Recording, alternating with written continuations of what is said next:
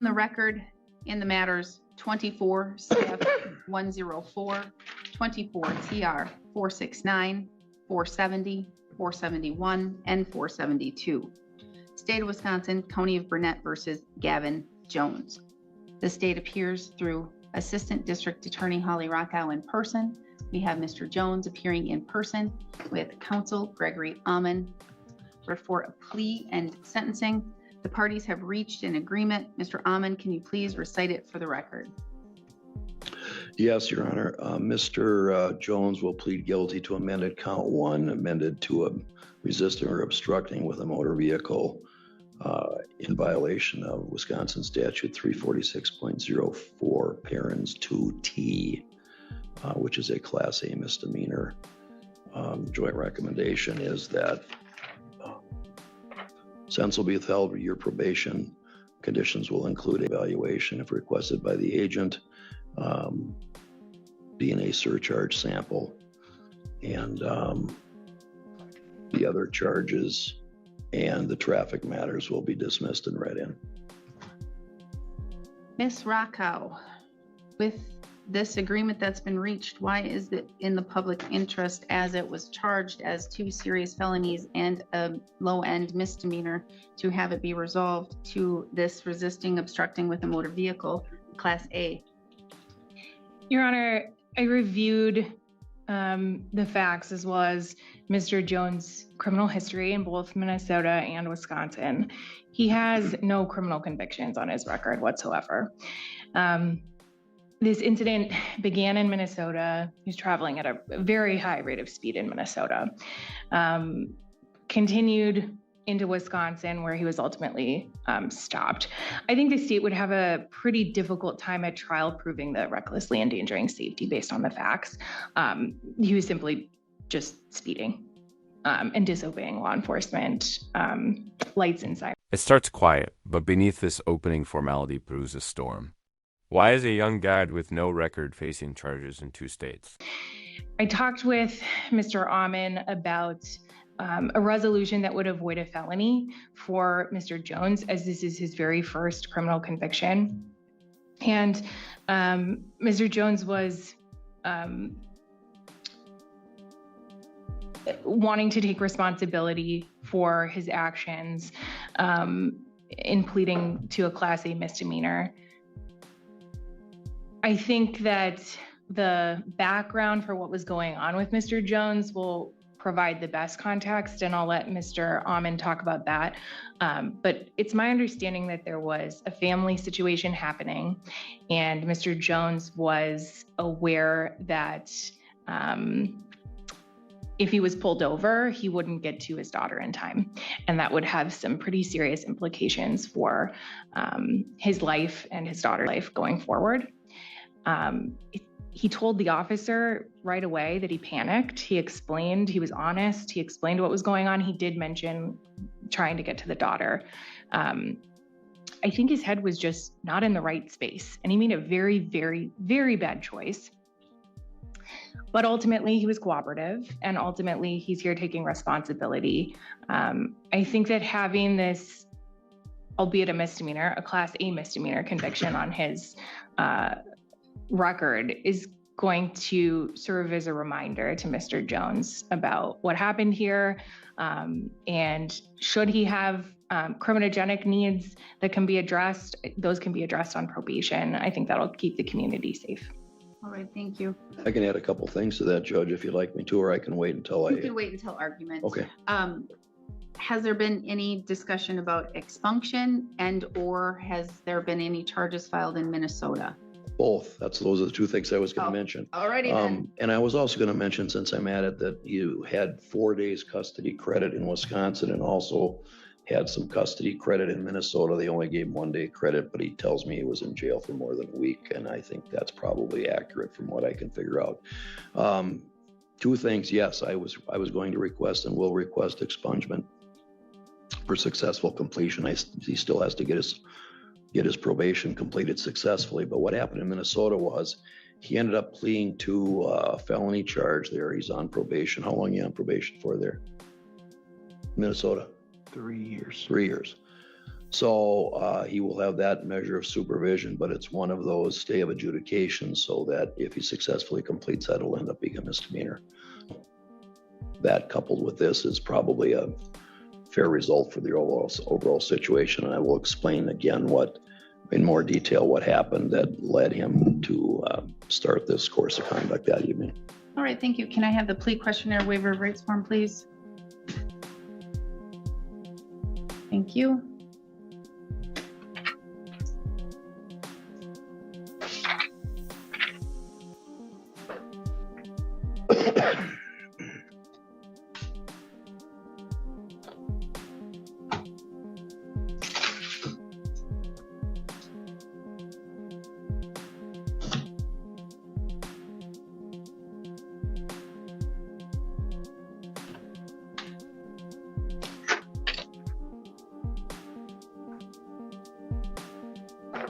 All right, I have the plea questionnaire waiver of rights form. Mr. Jones, did you go over this document with your attorney?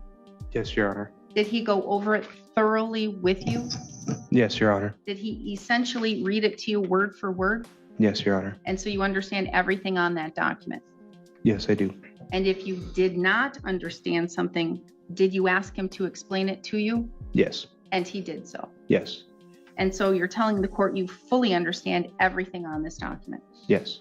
You are pleading guilty to one count of operating a motor vehicle and disobeying an officer's commands under Wisconsin statute 346.04 paren 2T.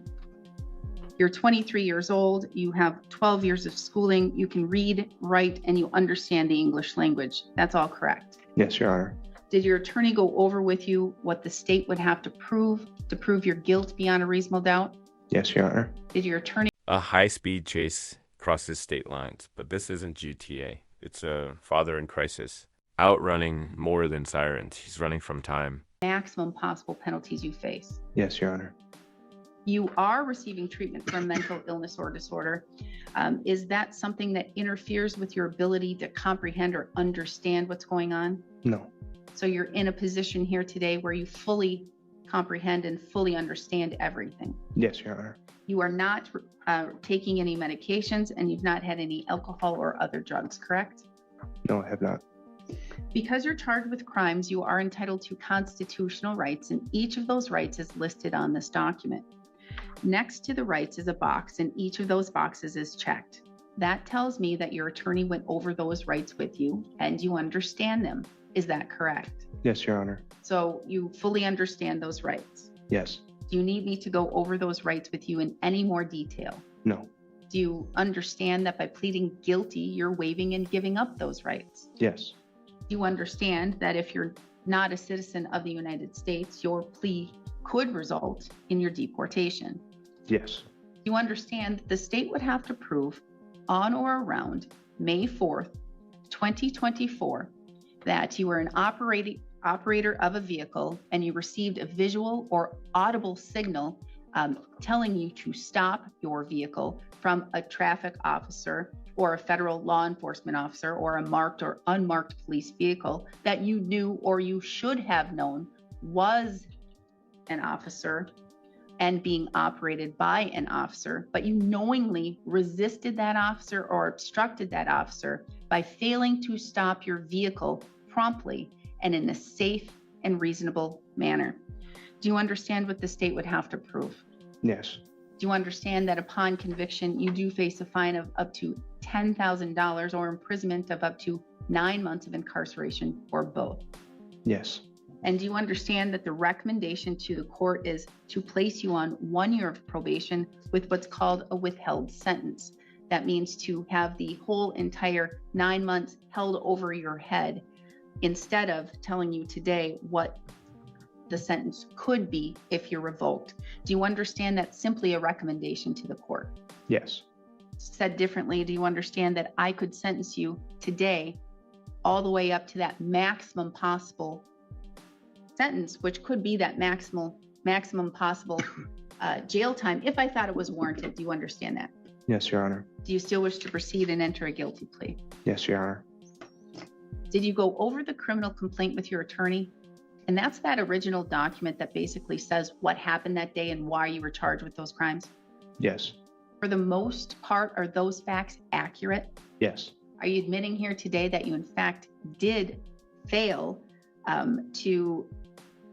by resisting or obstructing, fail to pull your vehicle over after being prompted by a law enforcement officer through either audible or visual? This is it, the moment where excuses die and truth takes the mic. Gavin doesn't dodge or deny.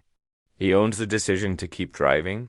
Yes. And you knew or reasonably should have known that it was an officer. Yes. Mr. Amon, may the court use the probable cause section of the criminal complaint to find a factual basis? Yes.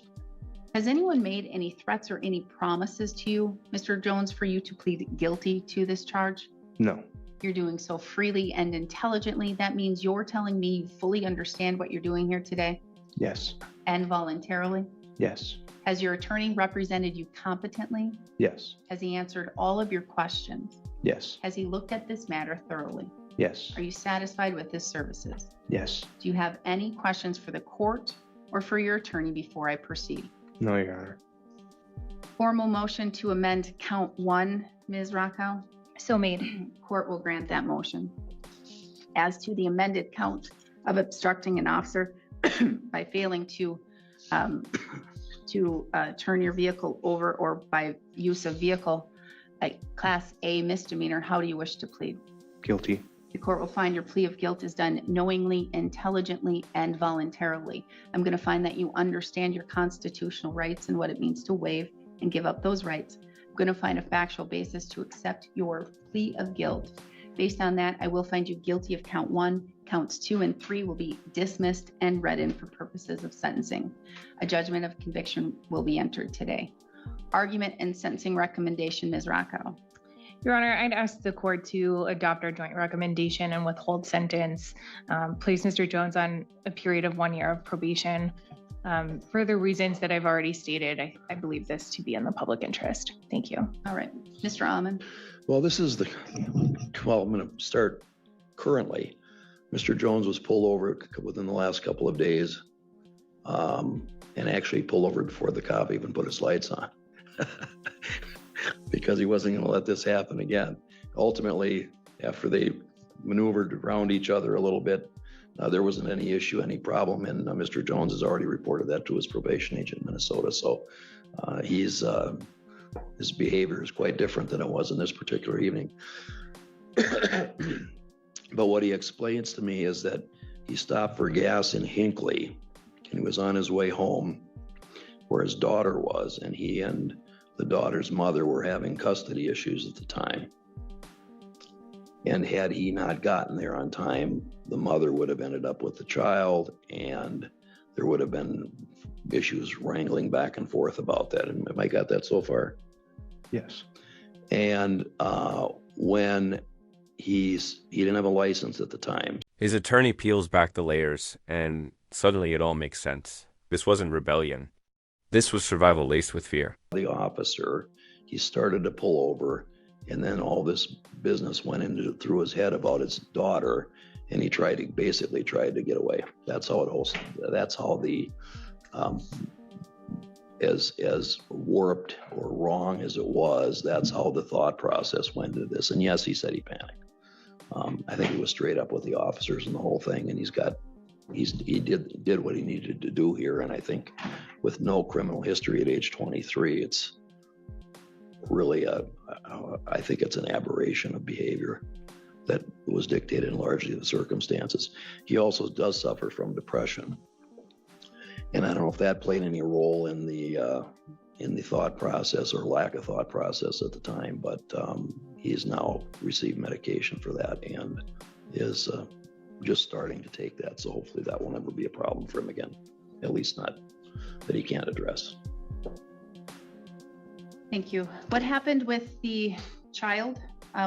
Did you have to go to family court, and did this cause an issue? The issue wasn't with my wife at the time, it was with her roommate. I had reason to believe that he was abusing my daughter, so I didn't want her going back to her mom's house, which she ended up going back to her mom's house. And then I convinced her to move to her mother's house instead to get her away from him. And we are actually back together now. We live in Grand Rapids. You're back together with your wife? Or? Yes. Yes. Well, that's good to hear. So you've been able to work through those problems and those issues? Yes. And so you said Grand Rapids, and that's an address we have. Are you still in apartment 33 then? Yes. Excellent. Okay. Well, I'm really glad to hear that. So I'm glad to hear that you were able to work out the issues that you had with your significant other, and that you're working towards having a stable relationship with her and with your child.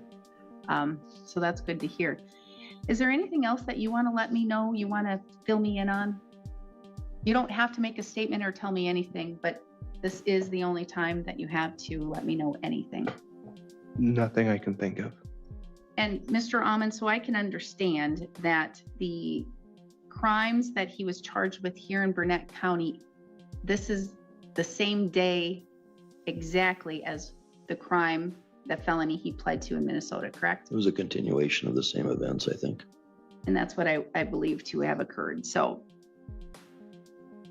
Mr. Jones, when a court sentences an individual, there are various factors and various things that come into play. First and foremost, I have to look at the seriousness of the offense. Then I have to look at the individual in front of me and various factors among them: your age, your criminal history, your mental capacity, your health, those types of things. I also have to look at the need to protect the public interest. I also have to look at if you have any rehabilitative needs and if they're being addressed right now, if you have the ability to address them in the community, or if this is something that I need to look at deterrence, deterring you from doing this again, deterring others from committing the same or similar crime. There's a lot of things that come into play when a judge sentences an individual. And I'm sure you're aware of that. Even though you don't have much of a criminal history, this is your criminal history. This day is your criminal history. I'm sure it was similar in Minnesota when you were in front of the judge. Now the judge speaks not with fury, but with depth. She sees the law, yes, but she also sees the man, the fear, the day. At this, I'm seeing a very young man, a 23-year-old who was under a lot of stress and trauma at the time. You had a lot of fear, a lot of anxiety, a lot of things going on that day on May 4th, 2024, when you believed that something was going to occur or happen with your daughter. Now, did you violate the law? You sure did. Did you put others at risk? You sure did. And so that's why I do see a little bit why the reckless endangering was initially charged, because it could have. You were driving at such a high rate of speed, you could have endangered somebody's life. If something would have occurred, if something would have jumped out at you and you swerved your car, you could have hurt or killed somebody during that process. So it is a serious crime. But you don't have a criminal history. You're young. You are looking at doing something with your life. Are you working? Are you going to school? I'm working as an HHA at an assisted living, and I was looking at going to college to become an RN. Excellent. That's very excellent. I'm very glad to hear that. We need more good RNs, registered nurses. We need people who, but you have to be very attentive, because the nurses, really for real, they're the backbone of the whole medical field. They really are. I want you to be able to do that. So when are you looking at applying or starting school, starting your associates to build towards getting your RN? I was hoping to start college the next semester that's available in the fall, I think. I live a 5-minute walk from the college. Oh, that's even better. That's good to hear. This day this day of May 4th, 2024, this day, you are a risk to the community. I think and I believe that you have made some changes in your life, and you now have a better understanding of what occurred that day and the risks of what could happen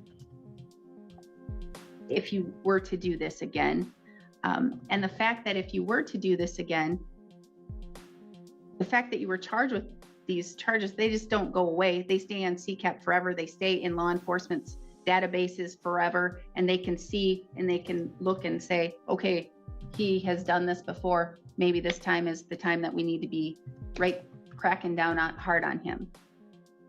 But I don't think this is the time to crack down hard on you, because I really think that you've already been cracked down hard on in Minnesota by pleading to a felony and being on probation for 3 years there. You're from Minnesota. You're on probation for 3 years.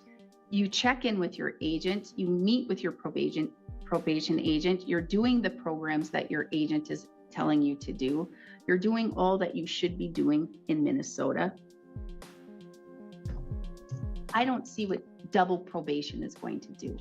I don't see what it's going to help by having Wisconsin also supervise you, also spend the resources to provide you with services or to make sure that you're following the line and not committing crimes. I'm going to guess you were just kind of driving through Burnett County. This wasn't even some stop of yours, correct? Correct. And so this was just a happenstance. So you're not a risk to Burnett County. And so based upon that, although if it were somebody else with different facts and different things to look at, I would do a different decision. But my job is to look at the facts in front of me, the person in front of me, the things that happened and occurred, as well as to look at what happened in Minnesota and what's happening there now and will for the next 3 years. So what I'm going to do is, I didn't say it before, but all of the TR matters are dismissed and read in as well.